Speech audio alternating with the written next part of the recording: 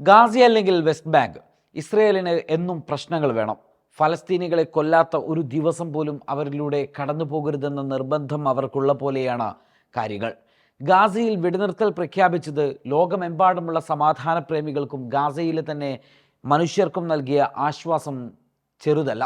എന്നാൽ ഇതാ എല്ലാവരുടെയും ആ സമാധാനം നഷ്ടപ്പെടുത്തുന്ന പുതിയ വാർത്തകളും ആക്രമണ പരമ്പരകളും വരികയാണ്. ഇത്തരത്തിലൊരു ആക്രമണ പരമ്പരയ്ക്ക് ഇസ്രായേൽ തുടക്കം കുറിച്ചിരിക്കുന്നു. വെസ്റ്റ് ബാങ്കിനെ ആക്രമിക്കൽ പുതിയതല്ല എങ്കിലും ഗാസ വെടിനിർത്തലിൻ്റെ പശ്ചാത്തലത്തിൽ വെസ്റ്റ് ബാങ്കിന് നേരെയുള്ള ആക്രമണ പരമ്പരകൾ ചർച്ചയാവുക തന്നെയാണ്. കനത്ത ആക്രമണമാണ് ഗസ വെടിനിർത്തലിന് ശേഷം ഇസ്രായേൽ വെസ്റ്റ് ബാങ്കിൽ നടത്തിക്കൊണ്ടിരിക്കുന്നത്. ഇതുവരെ പിഞ്ചു കുഞ്ഞുൾപ്പെടെ 3 പേരെങ്കിലും ഇവിടെ കൊല്ലപ്പെട്ടതായുള്ള റിപ്പോർട്ടുകൾ പുറത്തു വരികയാണ്. ചുരുങ്ങിയത് 12 പേരെയെങ്കിലും പരിക്കേറ്റ നിലയിൽ കൊണ്ടുവന്നതായി റെഡ് ക്രോസ് വ്യക്തമാക്കുന്നുമുണ്ട്. ജെറൂസലേമിൻ്റെ വടക്കുഭാഗത്തെ പ്രദേശങ്ങളിലായിരുന്നു ആക്രമണം.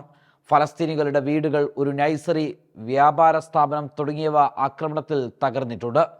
വെസ്റ്റ് ബാങ്കിൽ നടന്ന സൈനിക റെയ്ഡുകളിൽ ഡസൻ കണക്കിന് ഫലസ്തീനികളെ അറസ്റ്റ് ചെയ്തതായി വഫ ന്യൂസ് ഏജൻസിയും റിപ്പോർട്ട് ചെയ്യുന്നുണ്ട്.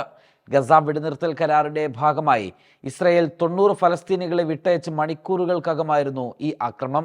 ഇതിനു പുറമെ ഫലസ്തീനികൾക്ക് നേരെ വെസ്റ്റ് ബാങ്കിലെ കുടിയേറ്റക്കാരും ആക്രമണം അഴിച്ചുവിട്ടിട്ടുണ്ട്. സൈന്യത്തിൻ്റെ പൂർണ്ണ പിന്തുണയോടെയായിരുന്നു കുടിയേറ്റക്കാരുടെ അഴിഞ്ഞാട്ടം. കഴിഞ്ഞ ദിവസമാണ് ഗസയിൽ വെടിനിർത്തൽ നടപ്പിൽ വന്നത്. വെടിനിർത്തൽ നടപ്പിലാക്കുന്നതിൻ്റെ തൊട്ടു മുൻപ് വരെ കനത്ത ആക്രമണമാണ് ഇസ്രായേൽ ഗസയിൽ നടത്തിയിരുന്നത്. 2023 ഒക്ടോബർ 7 മുതൽ 47,035 പേരാണ് ഗസയിൽ കൊല്ലപ്പെട്ടത്. 1,00,000 പേർക്ക് പരിക്കേറ്റതായുമുള്ള റിപ്പോർട്ടുണ്ട്. കഴിഞ്ഞ 24 മണിക്കൂറിൽ ഗസയിൽ 62 മൃതദേഹങ്ങൾ കണ്ടെത്തിയെന്നും ഗസ ആരോഗ്യ മന്ത്രാലയം അറിയിച്ചിട്ടുണ്ട്.